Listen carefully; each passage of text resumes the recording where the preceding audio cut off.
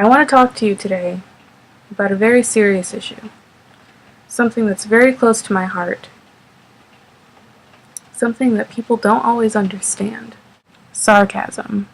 I have a lot of questions, and I'm hoping that today we can answer some of them. Like this one.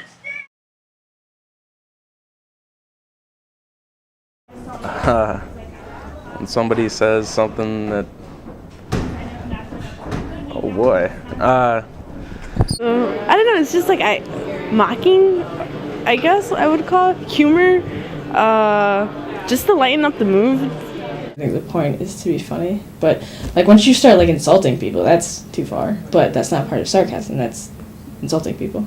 I don't know, when somebody says something they don't entirely mean in such a way as to either be funny or be malicious. I don't know.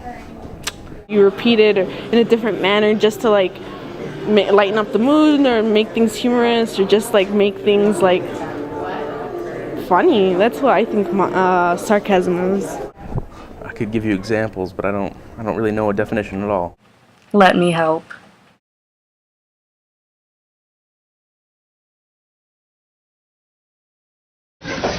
Excuse me, is this Sarcasm 101? No, it's Lamont's class.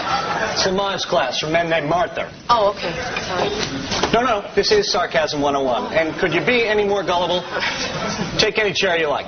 Thanks. Except that one. Oh. I'm kidding. Sit down. This is sarcasm in the 90s. It is meant to insult and to humiliate. But nowadays, I feel that the definition of sarcasm is given less of a negative connotation. It is used primarily as a comedic tool. While it may still seem harsh, I like to think of sarcasm as the body's natural defense against stupidity.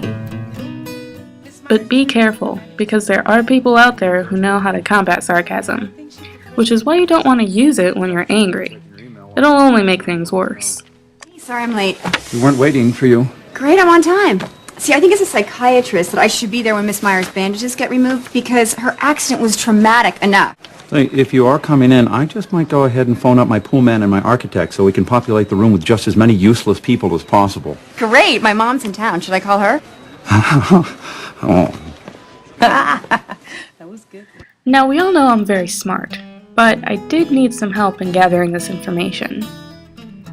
I asked a professor on campus about the subject, and he was very helpful, except I can't really tell if he was being sarcastic or not in his emails. In any case, there's still the question as to why some people just don't get sarcasm. I'm thinking it's some totally normal phenomenon called lack of social skills. Observe. Hey Penny, how was work? Great. I hope I'm a waitress at the Cheesecake Factory for my whole life. Was that sarcasm? No. Was that sarcasm? Yes. Was that sarcasm? Stop it! So where did sarcasm come from? I'm still convinced it was aliens. But this professor guy insisted that most of what we know about sarcasm today came from this guy, William Shakespeare. He is, after all, credited with creating one of the most well-known sarcastic characters in literary history, dear old Hamlet. But this brings me to yet another question. Why has our definition of sarcasm changed since Shakespeare's time? If you ask me, it's because in today's society, we're too preoccupied with political correctness and not hurting people's feelings to really embrace the dictionary definition of sarcasm, which is a shame because, let's face it, sometimes you just can't help but throw sarcasm in someone's face when you know they won't know what hit him. But that's just me. You'd probably be better off asking old Shakes himself for a real answer. So maybe we didn't answer too many questions. But while many of these went unanswered, there is still one that just always gets under my skin when someone asks me, "Are you being sarcastic?" To which I always have an answer. No, I'm being totally sincere.